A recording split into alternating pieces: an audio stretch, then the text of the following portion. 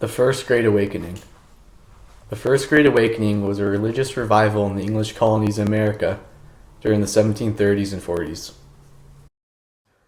One of the first colonies to be formed was Plymouth, a colony made up of English Puritan pilgrims.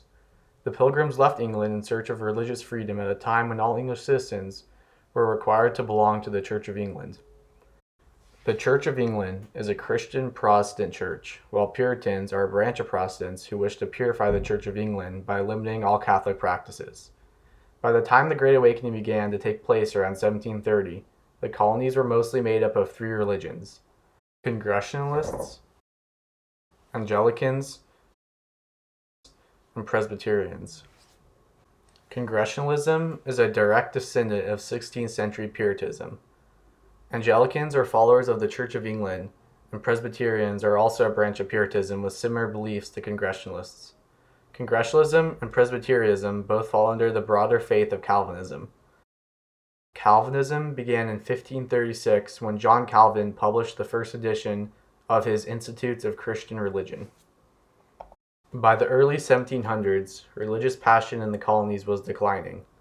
Many churchgoers complained of dead dog preachers who went on long, tedious sermons. Some ministers also believed that many believers' souls were not kindled by the hellfire anymore. Therefore, they had grown weak. Also, at the same time in Europe, the Enlightenment was flourishing, and liberal beliefs about religion were spreading into the American colonies. So the descendants of the original settlers started to feel complacent with their methods of worship and how religion was affecting their lives. As a result, many people of faith began to long for religious piety. With this feeling of religious unrest and no clear religion to define the colonies, the stage was set for a religious revival. So by the late 1720s, that's exactly what happened. The Great Awakening began in Northampton, Massachusetts, by a tall theological pastor, Jonathan Edwards. Edwards was born in 1703 in Connecticut into an extremely well-educated family. He entered Yale College in 1716 at the age of 13. While at Yale, Edwards became interested in human philosophy and natural science. Although many scientists at the time felt the natural world pushed them towards deism, Edwards believed that the natural world was a proof of God's masterful plan. Before becoming a full-time pastor, Edwards wrote on multiple topics of natural philosophy. On July 8, 1731, Edwards preached in Boston in the public lecture. His first sermon emphasized that while it behooved God to create man without sin, it was of his grace to grant anyone the faith to incline him towards holiness. In Edwards' sermon, he spoke of the fiery depths and eternal torments. He preached that humans were sinners, but one could repent and receive forgiveness from God. Sinners in the hand of an angry God was one of his most famous sermons. Although Jonathan Edwards started the Great Awakening, George Whitefield played the most significant role in this religious revival. Whitefield was born in England, where he attended the University of Oxford. He became an itinerant Anglican preacher in England, which is a traveling preacher. In 1740, Whitefield traveled America and began preaching throughout the colonies. Whitefield preached to anyone and everyone, including slaves and Native Americans. He would deliver emotional sermons where he would often shout and weep as he spoke of God. Thousands of colonists would gather to see him as he toured through the colonies. Although Edwards and Whitefield didn't see eye to eye on every topic, they preached the same core beliefs that the First Great Awakening was built on. The main ideas behind the Great Awakening was a form of Calvinism heavily influenced by Puritans.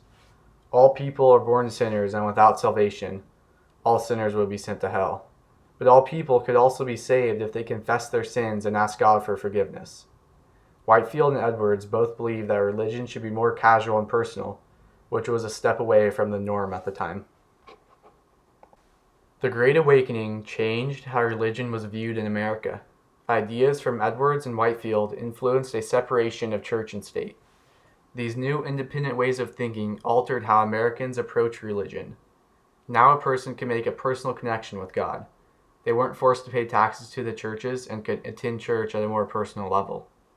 Also, as a result of the Great Awakening, Americans became more tolerant to other religions. As a result of the Great Awakening, government structure began to shift. Americans started to leave behind ideas of religious government towards one where the people had power to make their own decisions. Now, instead of leaders being leaders because God put them there, one could vote for whom they chose. These ideas indirectly influenced the colonies towards democracy and eventually the American Revolution. Individualism and equality were carried into the foundation of American society and played a large role in the creation of our Constitution. One major effect of the Great Awakening was a transition to more independent churches and the hints of separation between church and state. Revivalists believed that church was governed by God and not state. These new ideas led to freedom of religion we have today. After the Awakening, church attendance grew and new feelings of religious freedom influenced a melting pot of religious ideas in America. In the end, the First Great Awakening laid the foundation for American religion and government we have today. And who knows, without the First Great Awakening, we could have still been under English rule.